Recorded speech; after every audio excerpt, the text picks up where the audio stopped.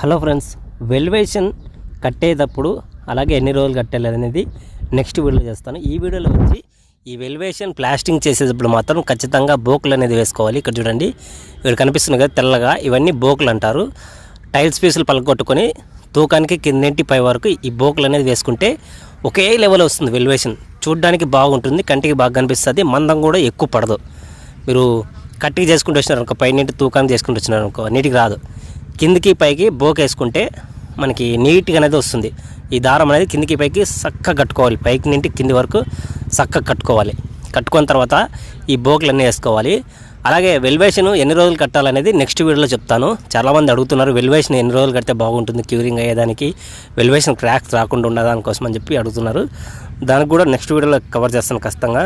So ఈ video ఒకవేళ information మీకు నచ్చింది అనిపిస్తే తప్పకుండా ఛానల్ సబ్స్క్రైబ్ చేసుకొని ఫాలో కండి. ఇక్కడ చూడండి వెల్వేషన్ ఇది.